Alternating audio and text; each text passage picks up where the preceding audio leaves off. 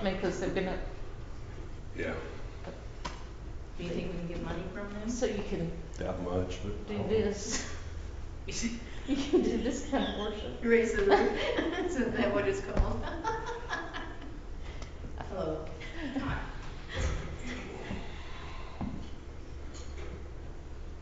The house can't be here, and I think at somebody's house, they're doing, remodeling work.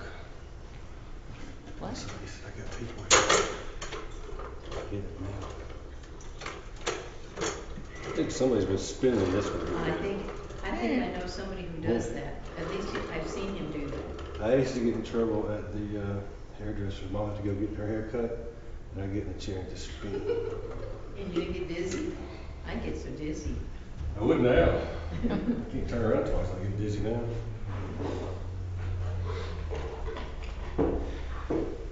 One time we were in somewhere, where it was, Gatlinburg?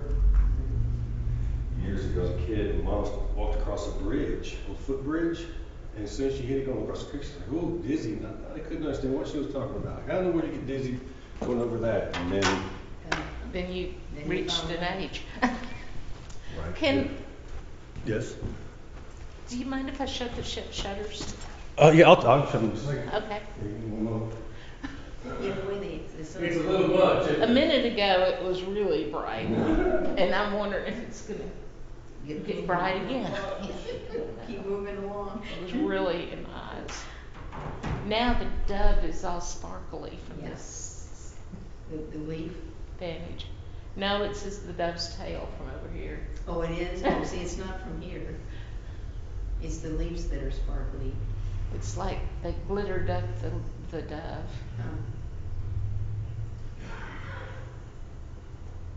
You put a bunch of kindergartners loose. Glitter. You're just paying attention to windows way too much. I tell ya. How close to you are you? Have you ever used pink? Hmm? Have you ever used pink? My sister-in-law says that it really, she's been cleaning her windows, and she uses it, but you have to use like 3 different kinds of cloths to clean them. That's too complicated. That's Well, and my windows said to only use soapy water and water. So. no vinegar, No chemicals, no vinegar. that doesn't seem like it would be enough, but maybe it is. Especially Well, except for the smudges and the glue, and I've been using a magic eraser. oh, that's Dawn. That's what I was using. Because that's supposed to be really good. I put some Dawn water in a spray bottle and then took microfiber and then took some plain water in a spray bottle and a different microfiber. That's all you're gonna get. That's what it's getting. I need to do that, but I hate to do it now because of all the pollen in the air. Thank you. Better? Yeah. Much better. Cool.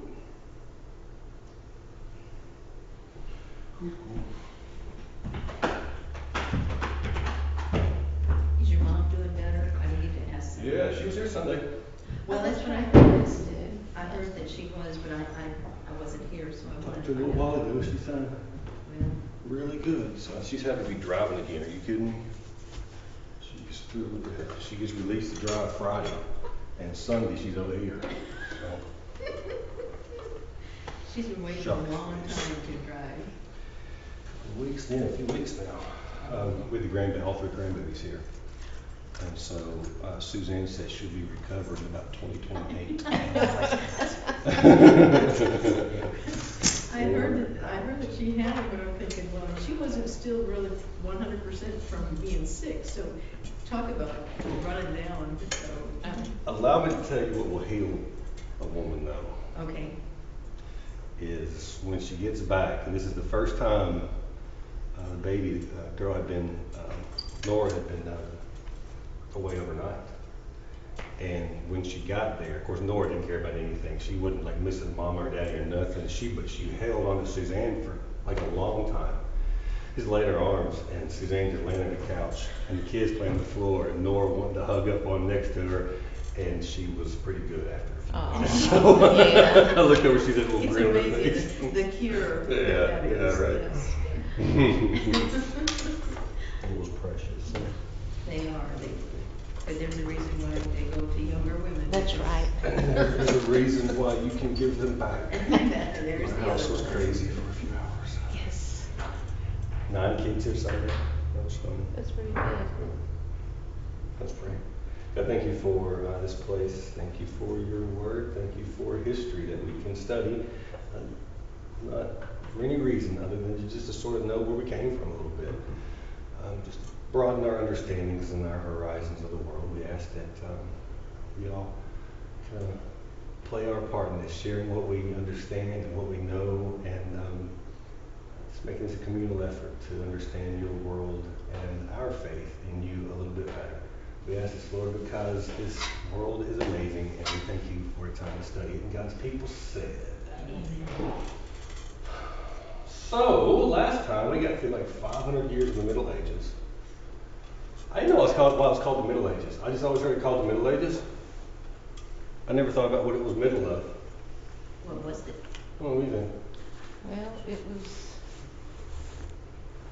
Well, whatever. before the Renaissance, wasn't Right. it? And after, I don't know. Really the Greek world. Yeah, Yeah. Well, fall of the Roman Empire. But that whole influence that took with the Greeks and on. Mhm. Once the fall of the Roman Empire happened from 4, whatever that is, 76, I guess, Rome fell, until the Renaissance. so maybe it was a that time when Middle there Age. weren't any great civilizations or cultured civilizations, because you think about what's going on at the Renaissance, that was art and literature and Well, that's a good question. What does it mean to have culture? Ooh, that's a good question. I know. What is culture? To have a culture, to be cultured. I don't know. Are those two different things? It's when you are able to do more than just survive and subsist. But I've been watching shows on the Celts Hmm? when they fought against Rome. Mhm. And they had archaeology dug up where they have gold jewelry, and they're very detailed. I mean, so culture is, I think there's different meanings to that word. So in the 70s, I think it was maybe the 60s. I think one or two. There's a school that popped up in Birmingham, England, the Birmingham School. And they started looking at, instead of finding high culture and talking about what culture is, they started looking at everyday happenings and saying, what does this say about culture? Rather than being cultured, being kind of top-down understanding, which is the culture, what is the culture that we ascribe to or whatever, it went the opposite way. One of the great papers, it didn't come out of the Birmingham School, but it came out of that tradition, was a journal article that simply talked about the Walkman as a cultural entity, and that the Walkman changed everything. It changed the background noise, the soundtrack of society. It changed how we interact with one another, and it came through one item: the ability to take the music with you where you went. Because before that, what was it? It was radio wherever the location was. Right. Or in the car. Or yeah, the car, whatever the location was, right? But you're in a confined place. There's no place where you were outside of confinement hearing music except for at a shop or whatever, right? Walking around, you hear different things. Yeah, plus it lets you listen to what you wanted to listen to, and you were the only one that had to listen to. I mean, Mm-hmm. you didn't have to share it. Oh, yes, they did. Don't you remember those? They The would. Walkman, though. They didn't Right, yeah, have the to. Walkman, I was yeah. thinking of Yeah, the yeah. boombox. This one, the boombox, that was its own little thing, but culturally significant, heavily. But the Walkman was the one that changed how we interact with one another. No longer do I have to interact with you. If I've got headphones on, I have visually restricted my environment. I am in my world. I'm just passing through this place. There's no longer, it redefined our interactions with one another. the one item is just fascinating. It's the Did we article. have headphones and for transistor radios that you carried around with you? But you were still listening to the same thing as Right. that person on their radio, even if. And it wasn't common to walk around with them, I don't think. I think that the Walkman itself, the That's true. ubiquitous nature of it, changed. That's true. Everybody had it. Yeah. Mowing the yard out back, strap the Walkman on and go, right? Changed work, it changed, it It was a did, more yeah. ubiquitous change. It was there before, but that item itself, Right, well, I Right, mean, you were still right. listening to what somebody else chose Yeah, if yeah. you were on radio. exactly, yeah. Well, we got from the culture. Anyway, we were talking about the Middle Ages. Yeah, that's what it was. Yeah. So one of the things that happened was the structure fell in Europe. We're going to talk about it in a few minutes. The structure fell in Europe. It was gone, and so you backed off from some of the schools. All of these things they just didn't exist anymore, and so the things that were happening were still happening. It was still culture. Things were still going on. Still the gold, whatever was happening. But who's writing about it? Those sorts of things started falling off. You don't hear as much about it until the Renaissance picked up and they went, hey, that's that stuff that we used to do. So all of the writers that they had quit writing? No, you still had that. You just didn't have the prevalence of it. You still had it. I got the big ring here. There's still writings. Okay, But they've changed, and you're not getting the broad context of the whole kingdom. You're getting these pockets of things, right? okay, good. And this is a good example. We'll look at it in a second. So from the councils to Constantine, you have a Constantine to 1054. That's that sort of area that we're looking at over the last few weeks. And early on, in Constantine up to that year of 1054, you had mostly disputes about the nature of Christ. Who is this Christ figure? If Christ came to save us, who is he? How does he relate to God? These sorts of things. And when they started answering these questions, people started splitting off. The Orthodox Church split off. The Coptics down the road split off. That was because of that Chalcedon statement, which made Jesus and God, Jesus' identity of divine and human, they pulled them too far apart. And the Coptic Church said, no, you can't pull them apart at all. They're one thing. And we need to talk about it like that. So you start having these splits that are happening. So Rome falls in, or the Great Schism happens, how about this? Let's go to the fall first. Rome falls in 476. And when it falls, you start having kings there popping up, and it becomes a feudal system. So the people who own the lands, they start getting control of the area they can control. And you start having this feudal system pop up. Well, what are the effects of that feudal system as it's happening? When it starts happening, when the government falls and a feudal system pops up, what are the effects of that just off the top of your head? What can we think of would be an occurrence that would happen because we've lost this big structure and now we're going to these local. Are we talking generally, Or or? just generally, how do you see the it church? fleshing out? Okay. Just generally, or church, whatever, all the above. Probably territory boundary disputes. Yeah, Start to get conflicts between groups. Yep, that's one of them. Yep, what else? One person in this area is more powerful, so the people who they answer to him instead of everybody answering to Rome. So it gives them more power. and you have differences in how they run things in their own little. And so you owe your allegiance to the one that decides how you run things, right? Mhm. Yep. What happens to the cities? They start reducing. You got to start producing stuff now. You got to start producing food. There's not importing anything now. There's not great trade going around the kingdom, right? Now you start to produce your own stuff, so it returns to an agrarian society somewhat. You see a fall of the big cities in Europe. You just don't have those. Trade falters. That starts being a challenge. You don't have the trade you used to have. Education slips, taxing changes. All of these things start happening, and there becomes a vacuum in a real way in this area. And who comes to fill it? Church. Eventually, we'll look at this first. In 1054, they eventually split. It's called the Great Schism. We mentioned it last week, and we're going to kind of pick up sort of here. We will do some background in a second, but we'll talk about the schism real fast.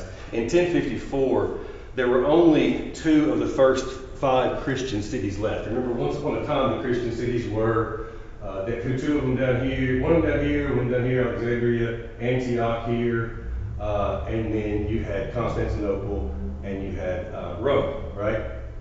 These 2 are the only 2 that are left as Christian cities at this point. We'll talk about the Muslim takeover here of those cities in a few minutes. Rome has moved, or the kingdom has moved in 700 years before, has moved the capital from Rome to Constantinople. And when the split happens, you now have 2 churches. You have the Eastern Greek-speaking church, the Eastern Orthodox Church, and you have the Western Church, which is the Holy Roman Empire Church. And they are distinctly different, completely different things. They split because of what was called the Filioque, which is all it is they didn't want to say the Spirit came from the Father and the Son. They wanted to say, the ones in the East said the Spirit came from the Father. And the Western Church, the Roman Catholic Church, had added in and from the Son. And the Eastern folks were going to deal with that. That one will happen. And so they split off. Another reason they disagreed was because the West was using unleavened bread. The Roman Catholic Church was using unleavened bread. And the East was using leavened bread. Why does that matter? The Passover, they used unleavened bread.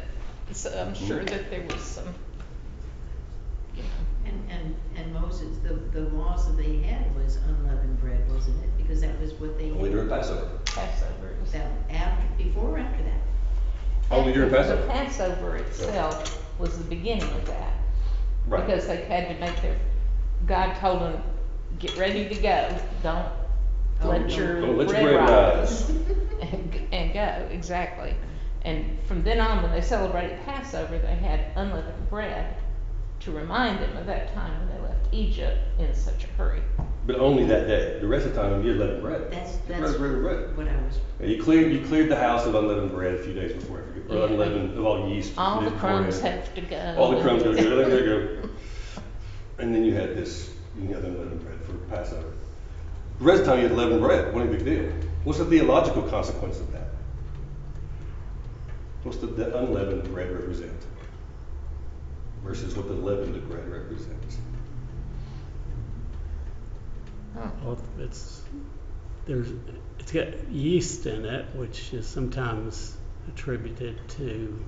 Right. Well, 2 different things. Yeah, 2 different. Depends on which parable you're listening That's to. right. That's right. Yeah. It's alive, though. Has life. Mm. So the Eastern Church uses leavened bread because the tomb's empty. We don't have to do the unleavened. We don't have to worry about the death anymore. That's resolved. We have a living bread. So that's a real theological consequence, right? And a real way of thinking about, hey, what do we have on the cross in the Catholic Church? He's still on the cross, right? Yeah. Not here. We get him off the cross. And that's a real theological statement. It was the same about the bread. So they get all sideways with each other. Well, how does it work? Yeah. Pope Leo the something, I guess it was the ninth. Yeah, the ninth. Sent a guy, Cardinal Humbert, or Humbert, to Constantinople to figure this stuff out and to settle the score. And that was in early 1054. In April, Pope died, and the dude shows up. Humbert shows up, but his Pope is dead. And he shows up in Constantinople to fix the problem. What's the problem when your Pope is dead and you show up? Well, you no longer have any authority. Your person who sent you isn't around anymore, so. Is your next Pope going to say this too? Who You know, knows? right? It becomes a real thing. So he shows up. Homer is he is stubborn as a mule. The guy that's in Constantinople is stubborn as a mule. They get to fighting. And then while the liturgy's going on, Bear walks, I think it's Daisy, walks up in the Hagia Sophia. I was going to get a picture, so I forgot. Hagia Sophia, which is this gorgeous Constantinople church then, now was a mosque. I think it's a museum now. It's massive and it's gorgeous. Walks up in it and puts what was it, the bull, basically, of excommunication. The bull is a treatise, right, statement, and he lays it on the altar against the local pope there of the church. And that went over really, really well, as you can imagine. The Cerularius, dismissed all of the priests and everybody in the Western church. He excommunicated all of them, not the church itself, all the priests. Right? He said, all of you, the guy in the East did, said, all of you are excommunicated. So they excommunicated each other, and that was the beginning of the formal separation between the two churches. There had been problems for years, but that was when it happened. The consequences are you now had a Latin West and a Greek East church. You had hardened feelings against one another. Hardened. Because even though my pope's dead, that one's seen, and you're standing against him, so I'm siding with you, right? So the Eastern folks sided immediately, or the Western folks sided immediately, even though they didn't have a pope. They had started developing their own theology, their own liturgies. They also started assigning their political alliances differently than each other. And in the result of all of that was, it laid the groundwork for the Crusades. Because now you had a power dynamic that was happening between two countries, or two kingdoms, really, even though they're churches. And don't you know that one of them wanted to control the other one because they both felt like they were bosses of all the churches, or were leaders of all the churches, and not just half. So it laid the groundwork for some stuff that was going to come up. Thoughts so far? So yeah, that's what we ended up looking at. Rome falls in 476, and somebody's got to be there to fill the gap. That was just I thought a cool map to show just how blatant the invasion was. I mean, Rome, the Western kingdom just fell. The Eastern didn't fall until like 700 and something years, no, 800 years later. The Eastern kingdom made it a while, but the Byzantine Empire, the Roman Empire fell in 476. And when it did, there had to be a way for the things of faith and leadership and politics and governance and all that, how do they now happen in this place where there's not a centralized government? Becomes a real question. So this happened. In 800, there have been, since 476, been 300 years now, the church is growing in popularity, it's growing in strength, it's growing in power, it's growing in wealth tremendously. It's getting land, it has it. And it does something. The church and Pope Leo III placed the crown on Charlemagne's head when he was made king. Placed the crown on his head. And by doing that, what did the church say? By taking the crown and placing it on Charlemagne's head, the king, what did they say? He's going to be the one that's going to lead them to whatever they're going to do? By whose authority? The churches. By whose? Oh, wasn't it you said the church put it on their head? Yeah, but Well, what's they're their saying statement? that God was. God did it. When the This church is an did it. act of God. I am the Pope. I am putting that on his head. By I am God's Peter's own representative. God's in this. Ooh. Yeah. Ooh. What else is said in that?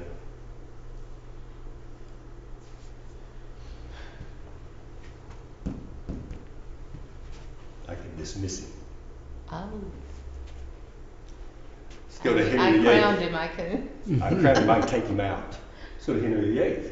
Right? And that's the one that wanted to marry like a wife and divorce another one and annul something and this, that, and the other. Split off of being church. Church of England. Right. And what does the Church of England, what does the Roman, the Catholic Church say? Pope, no, we don't do that here. So I'm starting my own religion. Right. Right? How many people would that get killed? As they're going back and forth.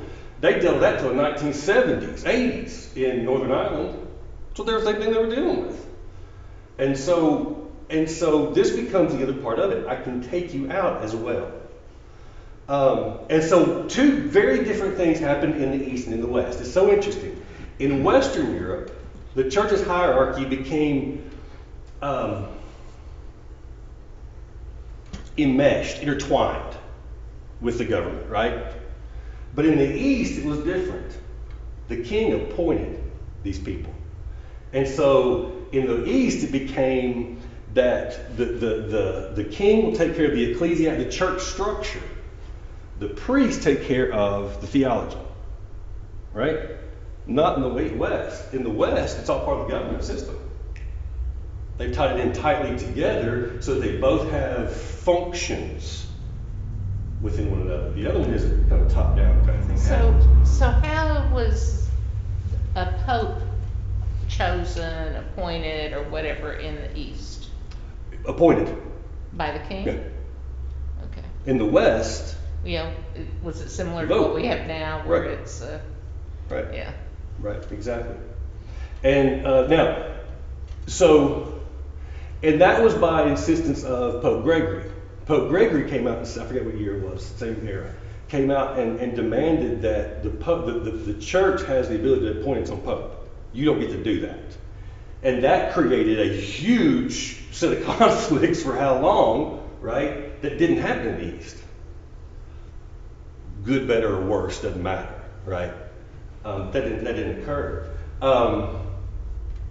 And so in the East, you continue having the separate the patriarchs of the different churches. In the West, you had one. And they decided who gets to be approved and appointed people in this. Who gets to decide that becomes a real big question. So back to the East, so like you have the Russian Orthodox and the Greek Orthodox, so And you got 10,000 of them now, but yeah. right, Egyptian, each country chose the head of the church of that. Yeah, unless you were part of the Byzantine Empire. Okay. Right, because there were some that weren't a part of that. Okay. Right. And so it was a very centralized system versus a very decentralized system. And in the East, they didn't really get involved in Hellenic politics as the Western side did, other than appointing, right? The theology, rather than appointing. Because they didn't have any big cities, is that? The East had all the cities. The East thought a bunch of West was a bunch of hillbillies. Oh. Nowadays, we don't think of it kind of in those same ideas, but the West had followed. It was agriculture, it was rural. They didn't have the knowledge base. Augustine learned of Aristotle through the Persians, or the Muslims, not through his own people in schools. He learned through the Muslims. But Carthage and there were several big cities back. They got ripped to pieces and invaded and taken. And Oh. so all that pink area, especially this side, Yes. that pink area, not on this side, the darker color, that left side, Right. that was all part that just was taken by all these other factions, the Visigoths and all these different bunches. In the midst of all of this, Islam is rising. Right smack dab in the middle of it. Is it that they didn't have enough problems as it was? Islam wasn't the problem early on. 1100s, that got changed. Early on, it worked out kind of well. So Muhammad is born in 570 in Mecca. He's born to it's a busy city on the peninsula in the south. And he born to a family who had control of a lot of the trade routes. Early on, he didn't do great in trading, but then he was sponsored by a woman. I will brutalize her name, so I won't do it. Sponsored to go on some caravans to Syria, and he did really well. And she ended up marrying him and giving him all kinds of help. He was known early on in life as going and praying in caves quite often. And around 40 years old, he spent some time alone in a cave near Mecca, and he started having revelations of some sort. They were weird. They freaked him out. He went and laid his lap in the head of his laid his head in his wife's lap. And she had to comfort him and all kinds of stuff. And she was doing the testing to whether this was a Satan or a gene or whether this was a revelation from God. And she had a cousin who was Christian, and that woman endorsed it. And it was all kinds of stuff that was going on in the midst of this. And it happened over a period of time. And he thought it was over. The angel Gabriel, he gave it to him. And he said, here are these, this crazy story. He said, he had a vision that there were these sheets, linen sheets maybe or something, and the Quran was written on them. And Gabriel says, read them. He's like, I can't do it, I'm illiterate. And I don't really read them. I can't read them. And at that point, Gabriel choked him, trying to make him read them. And the third time, he said, read them. He's like, I can't. And choked him again, and then started reading it to him, having Muhammad learn how to memorize them. From which comes a tradition in the Muslim faith of memorizing the Quran, right? Because he had to memorize it instead. He ends up in 620, he starts preaching in Mecca, and it does not go well. He's persecuted all over the place because he's preaching one God in a polytheistic society, and he's preaching for social concern for the marginalized. That's big in the faith, of the Muslim faith. And he faces all kinds of opposition. Sound familiar a little bit? A little bit. 622, he makes a run for it. He has to leave Mecca and go to Medina. In the process of all this, he ends up in Jerusalem at this one of the earliest mosques, and has another trip to heaven in the midst of that, to where he receives some more teaching. And that's why there's a dome, the dome on the rock there. Finally, he's able to, he developed rules about prayer, charity, social justice, strong communities, all this kind of stuff. He returns to Mecca, and at this point, they embrace him. This is just a few years later. They embrace him. And he takes Mecca peacefully. He rededicates the house of worship there from before to God, to Allah. And then he dies in 632. And by that time, y'all, 10 years, 12 years, basically all of this is Muslim. In 10 years, that fast, went from polytheistic society to the Muslim society. There was a rapid emergence following that, and what happened is that they became what is called caliphates. We've heard this in modern day, a state that is both run for the religious and the political, we'll say, the structure of it at the same time. And it goes, and it just blows up everywhere. Jerusalem is taken in 638, Antioch is taken in 637, Alexandria is taken in 641. All these are the three of the major cities of the religion, right? Europe perceives Islam as a challenge religiously, obviously, because it's connected to Christianity through Judaism. And then they also see it as a military threat. As they're conquering the areas, and you can see this is the first area conquered is right in here. This first caliphate takes this much of the area. Another caliphate before 750 goes all the way up into Iberia to Spain. And so it's grown tremendously in 130 years, like huge, right? And most of the time, people are allowed in the places they take to keep whatever religion they have. And this is up through almost 1100. Most of the time, it goes fairly well. There are wars, there are these things, but when they show up at Antioch, Jerusalem, and Alexandria, basically they have a show of force. They're like, yeah, come on, we'll be friends. Cool. And they took over, and people are allowed to continue running the city, and you're allowed to worship the same. This goes fine and well until about 1100, and a group of Turks who have recently converted to Sunni Islam swept through the Middle East. Now we're in the 1100s. In this time before that, people from Europe could come to Jerusalem anytime they wanted to, come on pilgrimages, no problem. You're welcome in the city, come on, no big deal. There's all kinds of treaties. Everything was working out fine. And then this group showed up. And they started disrupting the pilgrimage routes. Alarms started going off all over Europe. And then they destroyed the Church of the Holy Sepulchre. Anybody knows what happened there? That's where he was buried, supposedly. Jesus. That's the open tomb. Or at least one of 700 spots people claim. One of two big ones. There's a captain, a leader of that caliphate that ordered its destruction in 1009, and it shocked Christianity in Europe. That thing had been seen for like 600 years at this point. Since Constantine's mama went back looking for that church, it's been there. And now it's destroyed. And Western Christianity lost its mind. By this time, the Reconquista was happening here, taking back the lands where the Muslims had taken. And that's in the 11th century as well. And so this idea of holy war in Europe is already starting to foment. Byzantine relations and this weren't always so bad. They worked with each other somewhat. But that started going south too. And those Turks I was telling you about started threatening Constantinople. Well,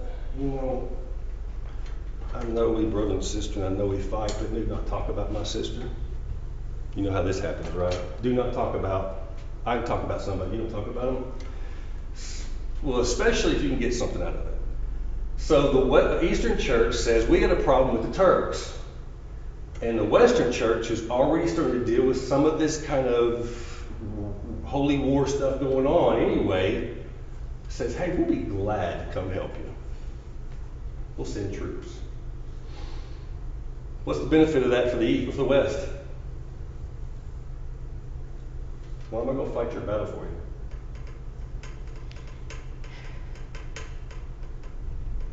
Well, they're indebted to you but I'm not sure what that gains them. So. I'm not going to be asking for anything, are you? That's right. Well, how else does that help you?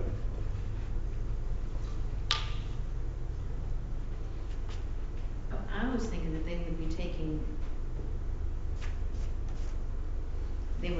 as they won their battles, then they would make more treasures for themselves too, so that they could finance more. Is that not true? There was a big promise of that. I don't know if it very often came to fruition. I think that a lot of times people lost more than they got, but I think they got some other things. We'll talk about that in a second. But yeah, that's part of it. Yeah, there was a promise of wealth in all that. Because from what I remember, the Crusaders were very rich. What in the world? It's a prayer team. Okay. That's why we all got it at the same time. That's okay. I thought I had my watch. Everybody know what it is when it comes up. It also announces my presence with authority. I am more than you. It sets a precedence, right? It sets one, man. And when the Holy Roman Empire started to tie itself so tightly with the kings of Europe, and I got the resources, and now the Pope is becoming, and the Church is becoming the predominant voice of the faith in everything, right? And I'm starting to be able to I have this influence anyway. There's no way it seems bad, right? We have this ability to communicate. Well, in 1095, Pope Urban II called for the First Crusade. Decisive expression of Rome's growing influence. Decisive expression of it. Aimed at both aiding the Eastern Church, because it had that issue, and unifying Latin Europe under the papal leadership. If they can pull this off, they've got the ability to do whatever, right? And so he responded to the statement for military aid and went to a council of Clermont and announced DEUS, and we're going to do this in Italian, VULT. Anybody know what that means? Won't. God wills it. That became the rallying cry. In 1099, when they're standing in the gates of Jerusalem and they have a siege, that's their cry. God wills it. That became the rallying cry for this set of crusades. In Urban II, when he left, he died, and the papacy continued directing crusades. They would send priests. There were extensive preaching campaigns throughout Europe. And they're preaching on why this is a thing and why it's right. And then they start doing this. They start promising the people, the believers of Europe, that if you go on a crusade, what you are doing is you are, what's the word? What's the word? Spiritual reward. You get a buying indulgences. You are getting an indulgence by fighting in the war. Why? How is that an indulgence? How are you getting credit for your time off in purgatory by going and fighting in this war? They argue that one. Well, it's a tit for tat kind of thing, that it makes up for these sins that you had. This good that you do is erasing out some of your sins so that you don't have to spend as much time in purgatory. You are serving. Yes.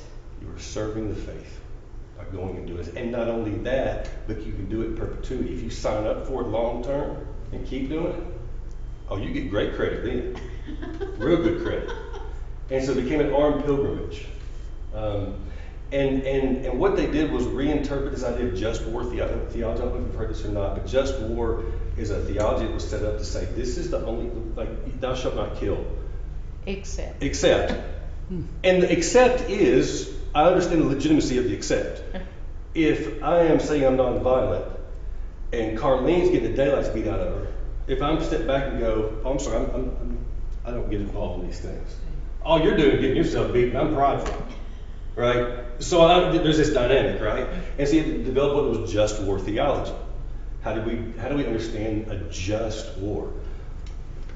That was expanded at this time and asserted that fighting in the defense of the faith was not only acceptable, but also a form of penance that gained you eternal glory. And so you had people like Saint Bernard. I gotta go get his book. Y'all gotta read it. I'll tell you about it in a second. But he was drawing on this, and he talked about malicide, the killing of evil rather than homicide. So you're not actually killing a human, you're killing evil, is how he termed it. That's how they got around thou shalt not kill. He argued that in the death of a pagan, the Christian was glorified, providing a theological rationale for the pursuit of holy war. He also did this. This guy. In Europe, there were two strains that was happening. One was the scholastic side. One was people who were now sitting in the cathedrals in these new schools that were popping up in the cathedrals in Paris and other places. And they were writing about the faith from Thomas Aquinas, people who were really trying to make sense of the faith through these philosophy or whatever. Then you had the mystics, who were they had a spiritualized faith. St. Bernard was one of them. He wrote I should have brought him here. It is the most fascinating thing. He preached 80 sermons over something like 20 years on the Song of Solomon, which is a little risque if y'all hadn't read it. I thought it was hilarious that he was like 13 in the back of the church during the sermon. A little risque. But this man said there's the three kisses of Christ. The first is Christ's feet. What's that kiss? What is that kiss? The feet of Christ.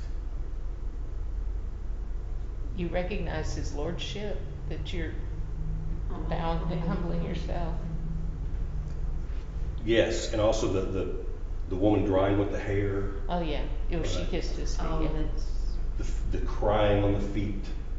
This idea that this is the only that can save us. And that's the first kiss of Christ. If you have that kiss, there's a second kiss of Christ. The second kiss is on the hand. Why do you kiss Christ's hand? If you want to stand up and I give you my hand, what do I do? Right? And now that you're up, what do? Thank you. Oh, okay. Kiss the hand. Christ lifts us. And so he kissed the hand. Okay. Where's the third one? On the mouth. Oh, And it is a little bit erotic. You can welcome to read it when we're done. It is odd. But the third one is the spiritual connection with Christ. And it talks about the betrothed of the Christ and the church. And it talks about it in a wedding kiss moment. And that's the third kiss of Christ that Bernard wrote about. Fascinating, right? Fascinating stuff. Okay. Also, we can go kill whoever we want to as long as they're evil. Do you see this? Like, in this one man, there's this crazy, like, dichotomy that exists in him that's sort of existing in the world at that time. I don't know what time it is. I'm way over. Somebody tell me, please. It's 6:46. Okay, we're good. Oh, we're good. Yay. So this is all happening in the midst of this. And so they're organizing an ability to go do this. They have they include protections for military orders, impositions of special taxes on churches. When you go as an elite, like a knight, it probably costs you a few years of your income. Like, you got to have horses and food, weapons, and whatever you have to have, right? Like, this is huge that they're doing. Costs a ton of money. And it projects Christendom not only into Constantinople, that area again, but now into the Holy Land, because they show up in 1099, and they showed up in 1099. When they showed up, there's a writer, I forgot what his name is, a Muslim chronicler, that said that there were 70,000 put to the sword at Al-Aqsa Temple. Or Al-Aqsa, not temple, at Al-Aqsa Mosque. That number is very, very likely exaggerated, which was a thing, like, that's not neither here nor there or anywhere, but it does represent there were a ton of people put to the sword, man, at Al-Aqsa. That obviously did not go over real well. And you went seeking salvation, you went seeking indulgences, you went seeking land and titles. You went seeking escape debts, trouble, right? If I'm in Jerusalem, you can't catch me. And it presented the Crusades as a universal fight, from nobles to paupers. And over time, the group became, after the first trip, they had 4 cities that they set up. I don't know if I wrote this down or not, but 4 city-states near Antioch, Edessa, Tripoli, and Jerusalem. And they set up European-style feudal conclaves right smack dab in the middle of the Muslim areas. And they've armed them with these knights that stuck around. And they took a vow of poverty.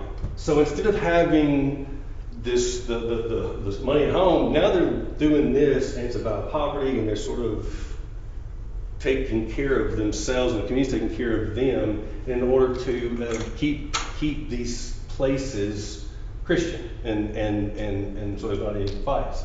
There were several crusades that happened. I think I got someone up here. Yeah, that's the first one. So it left all over Europe, right? You see this? And traveled through Constantinople, took a pause, came on down through Syria and set up. And Antioch, Edessa, and Jerusalem, and Tripoli, the south, are where those enclaves are set up. Subsequent crusades, the second one was launched in 1147, and that was after the fall of Edessa. It ended in failure. It was a very unsuccessful assault in Damascus, Syria, and that did not go well at all. There's a map of them all. You can't see it, that's going to kind of get a visual to see kind of where they all went. The third crusade was Richard Lionheart. You heard him. He led the third one. It was in response to Saladin's recapture of Jerusalem. Saladin was actually a pretty fair ruler when he took, unless you're a map maker, this is a great story. He let people worship again in Jerusalem if you want to come for whatever. When he took the city, he didn't just surrender. Man, everybody's fine. I'm not, no harm, no foul. He did it for a lot of cities he went to. Like, if you surrendered, like, cool, we can get along, and there wasn't any, massive anything. Unless you're, like I said, a map maker, they were excavating Jerusalem, and two of his guys who he had excavating the walls to figure out how to put where the walls originally went along, and when they got to a certain spot, they didn't notice that the wall went that way, so they just kept going. And they got down here and they went, wow, this isn't the same thing as over there. This is not correct. Let's just go that way. And they went toward where they knew the wall was on the other end. And when Saladin found out, he killed both of them. They're buried in a little grave right in the middle of the old city. So I'm walking along and I'm like, this little grave. I was like, who's that? He goes, oh, that's the people that tried to fake out Saladin in like 1100 and not let him know that they didn't know where the wall actually went. The Fourth Crusade deviated from its original mission when the Crusaders went and decided to knock out Constantinople instead because they're the Eastern Kingdom. That didn't go real well either. And that, by the way, was not the final death knell for Constantinople, but they never recovered from it. Lost it soon afterwards, got it back, and never recovered. So you had a series of these, and in all of them, what's happening, but the prestige of the papacy is growing because they're the one heading them all up. And they had ones like the Children's that they didn't do, it was a disaster, but they didn't, that wasn't one of the papacy's ones. But the papacy is growing. And it becomes the military lead of Europe as well.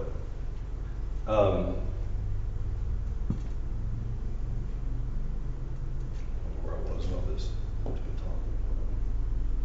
Oh yeah, in the midst of this, there was along the Rhine specifically, there was a terrible massacre of Jews in the midst of this. And so, on one hand, there's a very dark history in Christian faith in the Crusades, which is why when I went with a group called the Knights Templar to Jerusalem to go on a pilgrimage, my son went, great, Dad, you're going on a... No, son.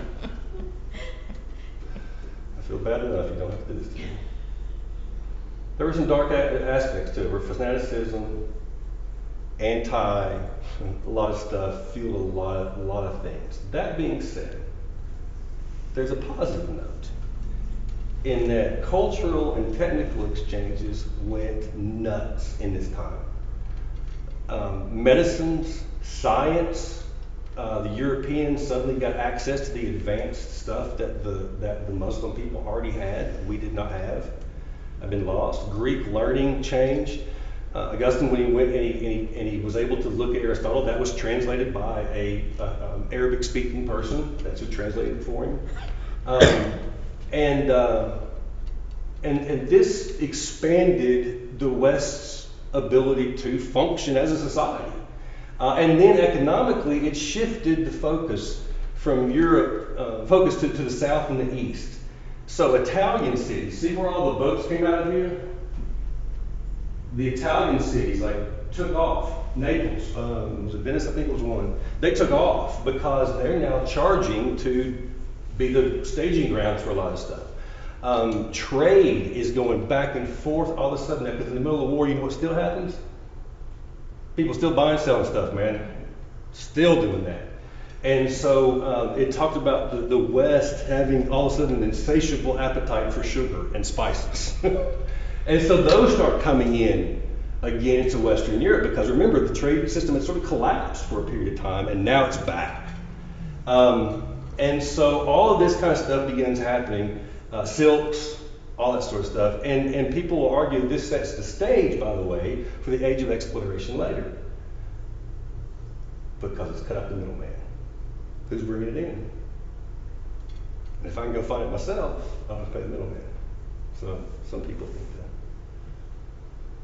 One of the things about it all is that all of this had to do with who's controlling Jerusalem.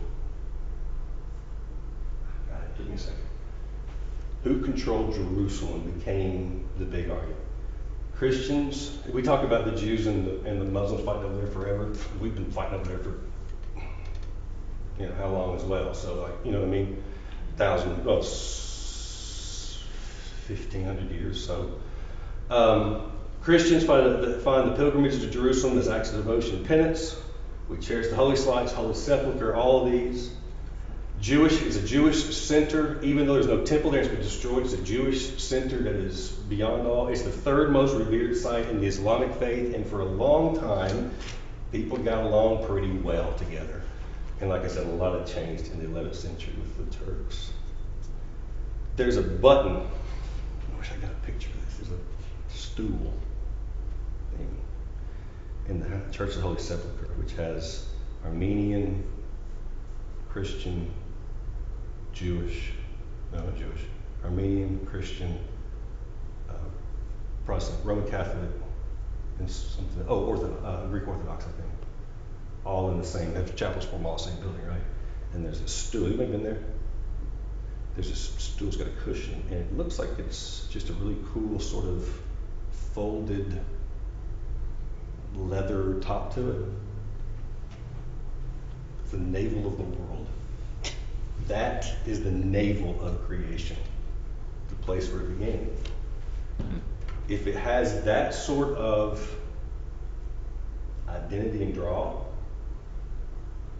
for just that person, and there's the equivalent of others, we can see why it's so contentious. And so, yeah, all of that has kind of caused it to be the center of spirituality in our world in a big way. We could talk about the other one, but there was a huge economic impact to this. Now we got trade of like everything in the world, and so the church was tied in with that as well on both sides. And so that kind of began that whole thing. So all of this is happening. You have all of this contention. You have all these challenges.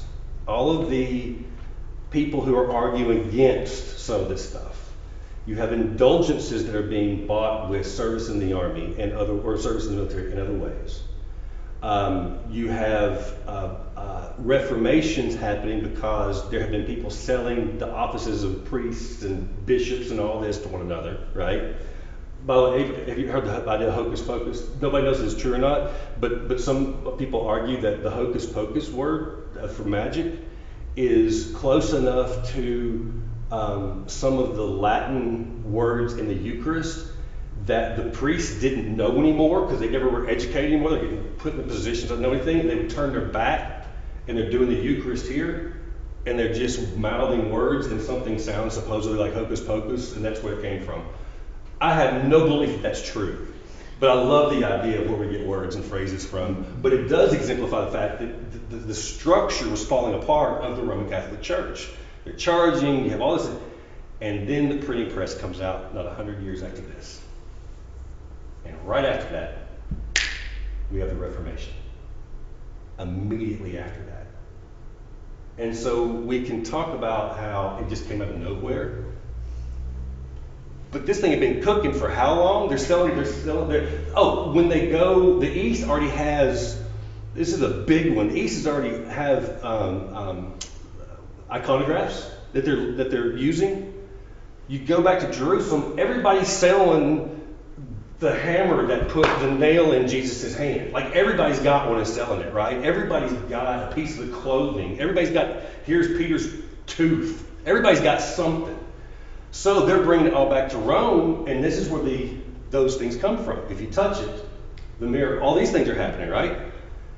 And so as this is occurring, and as these big cathedrals are getting built on these taxes and all this, we have the Reformation that pops up in the midst of this. That's where we'll go next time, is hit the Reformation and see what will happen there. But this kind of gives us that broad overview of sort of what existed for basically 1,000 years from Chalcedon in 451 to the end of the Crusades in the 14th century. So, any thoughts on how that all fits together, and how can you find our faith existing anywhere in this stuff? I did personally in the bread. I thought that was fascinating. We live sort of in between those. We don't have a huge meaning on it, but at the same time, some people want one certain kind and some people want another certain kind. So I felt like that to me was just so perfectly church. Yeah. Any thoughts about it, Dawn? I feel like I'm rambling, but I'm finding extraordinarily cool stuff, so I'm just telling. I was confused. I thought, I guess I didn't really understand Muhammad being born later. I thought the Muslims had been around since, Ishmael, right? They traced their story back through Ishmael. So when he had the revelation in the cave in 620, whatever it was, that revelation had to do with the lineage of Ishmael. And so it wasn't ever, that wasn't a story told before he received the revelation. Really? Well, not as far as a religious understanding. There may have been, and that's an interesting question, I looked that up. There may have been that belief that existed somewhere, but they were all polytheistic. They all had their own sort of gods and stuff. Right. In there. You gonna find? Are you looking that up? No. Oh, gotcha. And so, but yeah, his revelation. So because Mecca was a trade hub, and everybody came through Mecca. Right. So he had access to Jewish thought, Christian thought, local thought, thoughts from all over the world existed in this area. And so he would have heard the stories. Some of these we even known, very possibly. And so Gabriel comes with him and gives him the understanding that this is the line you come from. Okay. A very justice oriented, very much on the side of those impoverished, and really went hard at the rulers. And then within 100 years had them all. So within 10 years, 12 years, had a huge section of land. Pretty peacefully, relatively. All things considered in the world. Last thoughts.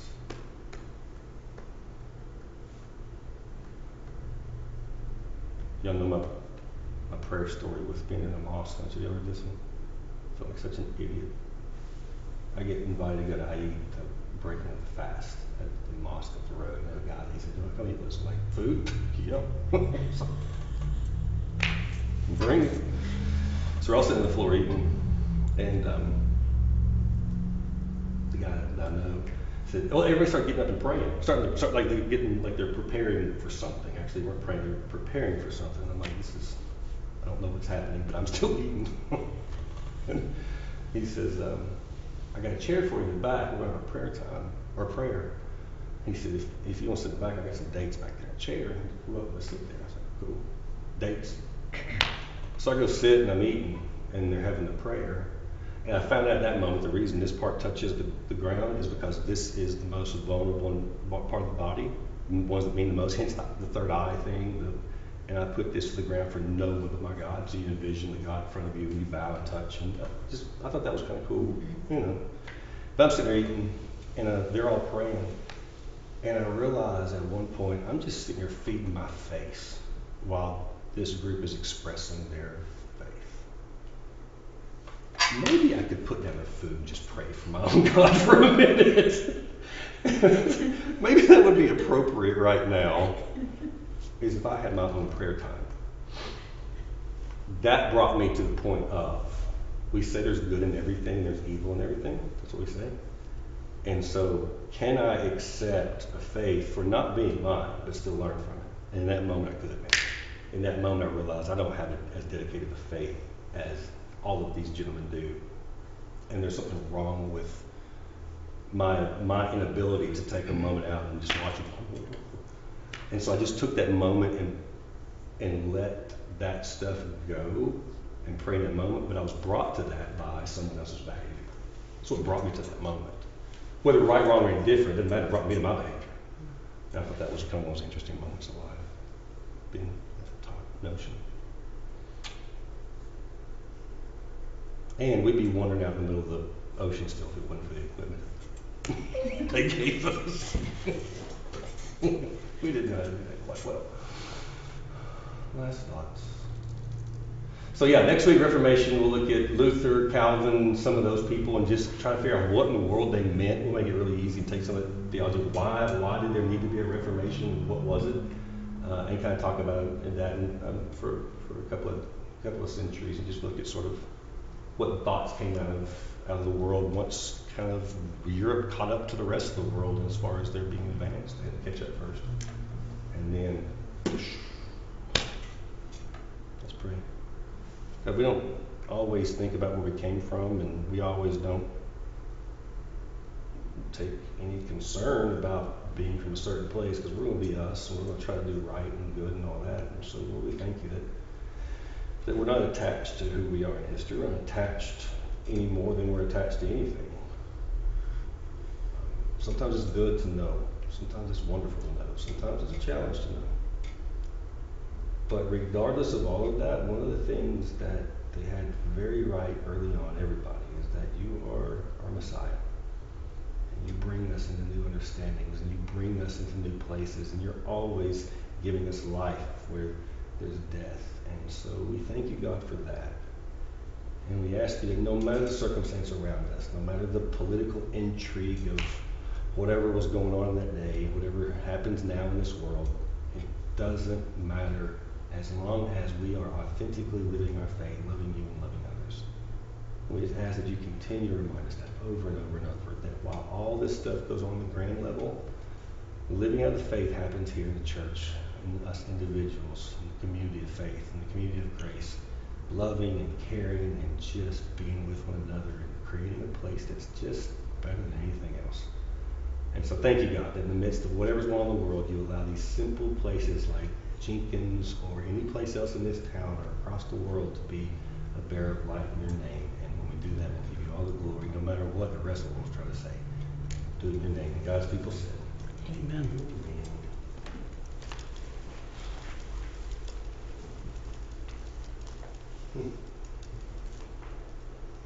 We're going to go to Toledo. I'm excited about going there because they did a lot of things. They did a lot of translation in Toledo. It's just south of Madrid.